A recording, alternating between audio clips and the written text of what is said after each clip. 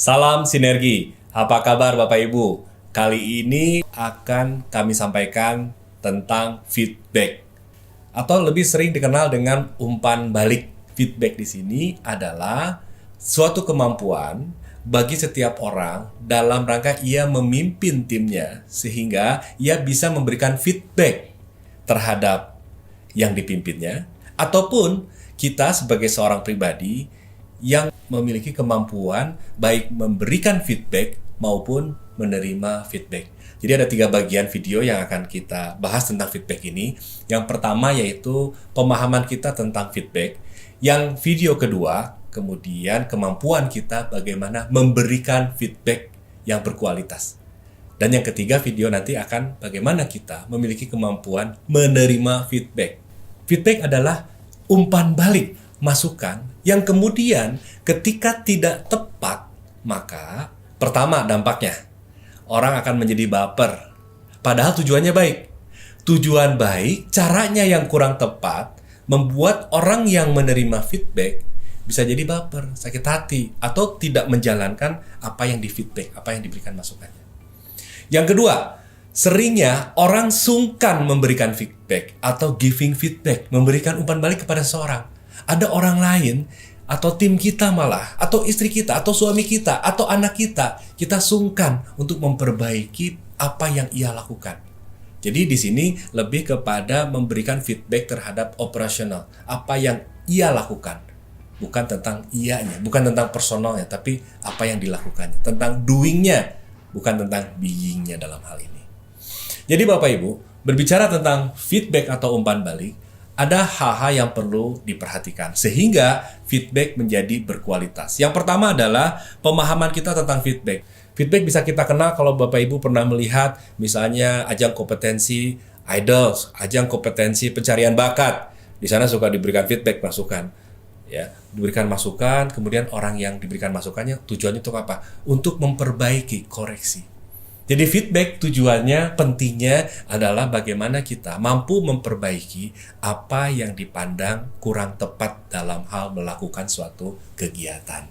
Berbicara masalah feedback, kita punya rumus namanya sugar. Sugar itu gula, gula itu manis. Supaya feedback menjadi berbuah manis, berbuah sebuah perubahan. Karena sejatinya feedback memberikan dorongan orang untuk berubah lebih baik. Yang pertama adalah sensory based. Apa arti sensory based? Sensory based adalah apa yang dilihat, apa yang didengar. Contoh, ketika seorang mentor memberikan feedback kepada seseorang yang public speaking, sedang berbicara di depan umum, kemudian ia memerhatikan pembicaraan misalnya 7 menit. Dari 7 menit ini, pada menit kedua, Bapak mengeluarkan kalimat ada kata Apa yang terjadi? Nah, sensory based itu artinya adalah kita perlu memberikan feedback berdasarkan fakta-fakta. Apa yang kita lihat, apa yang kita dengar, apa yang kita rasa. Yang kedua, feedback yang diberikan itu perlu bermanfaat. Feedback itu perlu bermanfaat. Karena ada juga feedback yang nggak jadi manfaat. Atau feedback yang menyerang bukan ke operasionalnya, tapi justru ke seseorangnya. Misalnya, maaf ya, kamu kurus, kamu kulitnya hitam, nah itu B, tidak bermanfaat. Emang kenapa? Itu ciptaan Tuhan, betul? Jadi bukan pada sesuatu yang bermanfaat. Yang huruf ketiga yaitu G, good reason atau alasan yang baik. Alasan yang baik, banyak sekali feedback bisa saja umpan balik ini untuk alasan-alasan yang tidak baik atau tidak menumbuhkan. Karena sejatinya feedback adalah salah satu skill yang perlu dimiliki oleh seorang leaders pada saat ia memimpin timnya, maka ia perlu punya alasan yang baik. Alasannya untuk apa? Tujuannya untuk apa? Jangan-jangan ia tidak sesuai dengan tujuannya. Perlu good reason atau alasan yang baik. Yang keempat, seperti halnya tadi.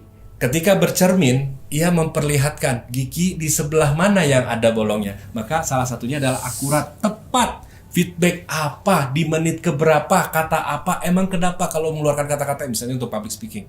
Akurat di sini adalah perlu tepat sasaran, apanya yang salah, bagian mananya yang salah. Contoh ketika memberikan feedback kepada seseorang, kita perlu memberikan suatu feedback yang memang akurat, bukan melebar kepada hal-hal yang bukan pada topiknya. Yang terakhir yaitu reflektif, perlu menjadi sesuatu yang memang seperti cermin tadi, reflektif.